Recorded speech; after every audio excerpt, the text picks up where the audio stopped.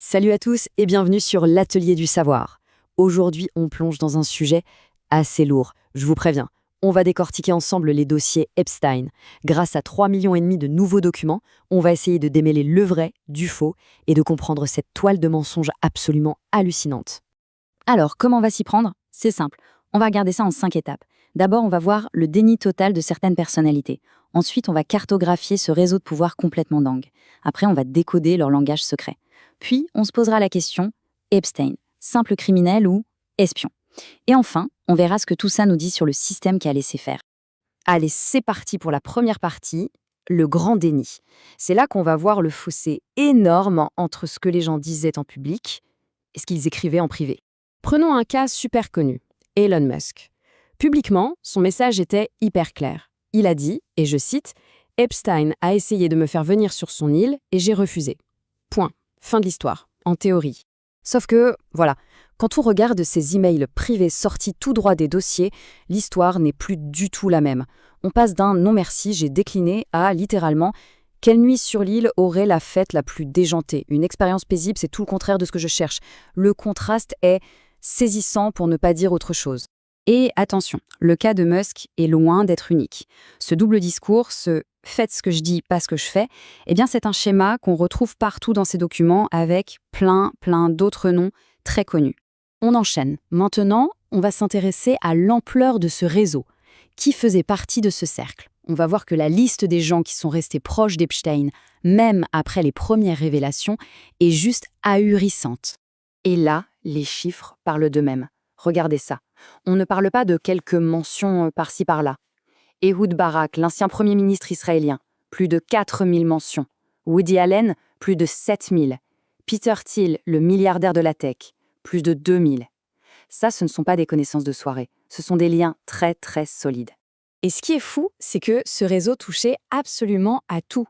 Vraiment tous les piliers du pouvoir. La tech avec les fondateurs de LinkedIn, Palantir, la politique avec des ministres, des premiers ministres, la finance avec les grands patrons de JP Morgan, Rothschild, le droit jusqu'aux conseillers de la Maison-Blanche sous Obama, et même la culture. C'était partout au plus haut niveau. Ok, on a vu le qui. Maintenant, passons au comment. Comment est-ce que cette opération a pu fonctionner pendant si longtemps?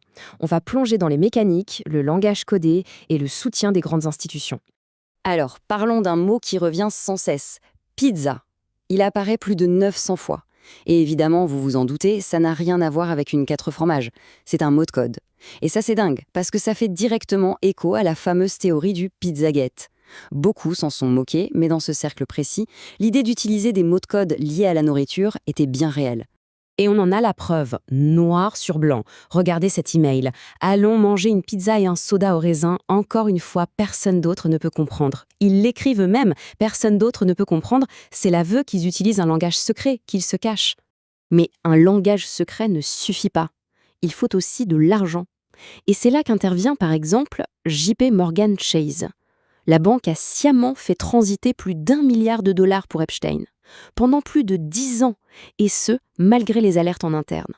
Ils sont devenus un rouage essentiel de la machine. Et l'échelle de tout ça, c'est juste vertigineux. Le FBI a saisi 14,6 téraoctets de matériel obscène. Pour vous donner une idée, 14,6 téraoctets, c'est des milliers et des milliers d'heures de vidéos en haute définition. C'est une quantité de données colossale. Et derrière ce chiffre abstrait, cette montagne de données, il y a l'horreur concrète. Il suffit de lire l'objet d'un seul email envoyé en 2016, âge 11. Voilà, tout est dit. Ça nous ramène brutalement à la réalité de ces crimes. Bon, ça soulève une question évidente. Pourquoi? Pourquoi une telle impunité? Comment a-t-il pu être protégé à ce point? C'est là que les dossiers ouvrent une porte encore plus sombre, et si Epstein n'était pas qu'un criminel, mais aussi un pion des services de renseignement.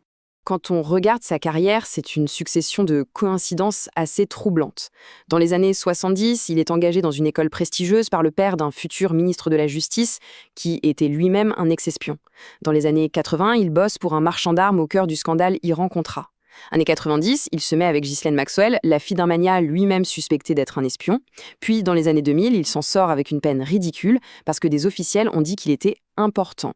Et ça se termine en 2019 avec sa mort plus que suspecte en prison juste avant son procès. Ça fait beaucoup de coïncidences, non? Et ce n'est pas tout. Ses liens avec le monde de la manipulation politique sont aussi très clairs. Il rencontre le fondateur de 4chan juste avant le lancement de leur forum le plus toxique, Paul. Il est très proche de Steve Bannon, le stratège de Trump. Il reçoit des infos confidentielles d'un ministre britannique. Il conseille en sous-main le premier ministre israélien. Le type était vraiment au cœur des opérations d'influence. Mais le plus fou dans tout ça, c'est peut-être ça. On ne voit que la partie émergée de l'iceberg. Entre 70 et 80% des dossiers Epstein sont encore caviardés, censurés par le gouvernement américain. Imaginez tout ce qu'on ne sait pas encore. La vraie question, c'est qu'est-ce qu'ils essaient de cacher à ce point? Alors, qu'est-ce qu'on retient de tout ça? Quelle est la grande leçon de cette histoire? La conclusion est assez glaçante. Ce n'est pas l'échec d'un système. C'est le système qui a fonctionné. Cette phrase de Donald Trump à une élue américaine, Marjorie Taylor Greene, résume tout. Quand elle lui demande pourquoi ne pas tout publier, il répond « Marjorie, mes amis vont être blessés ». Pas « la justice doit suivre son cours », non, « mes amis vont être blessés ». La priorité, c'est de protéger les puissants. Et c'est ça le fond de l'affaire Epstein. Ça nous montre qu'à un certain niveau de pouvoir et de richesse, les règles, elles ne s'appliquent tout simplement plus. Donc non, le système n'a pas échoué. Il a fonctionné exactement comme il est censé fonctionner, pour protéger les gens tout en haut de la pyramide. C'est la démonstration la plus brutale qu'on puisse imaginer d'une justice à 2 vitesses. Ce qui nous laisse avec une question qui dépasse largement ce seul cas. Si les règles ne s'appliquent pas aux plus puissants, pour qui le système est-il vraiment construit? Si cette analyse vous a plu, n'hésitez pas à lâcher un like, ça aide énormément, à la partager autour de vous et bien sûr à vous abonner pour ne rien manquer. Dites-moi ce que vous en pensez dans les commentaires, je lis absolument tout. À très bientôt.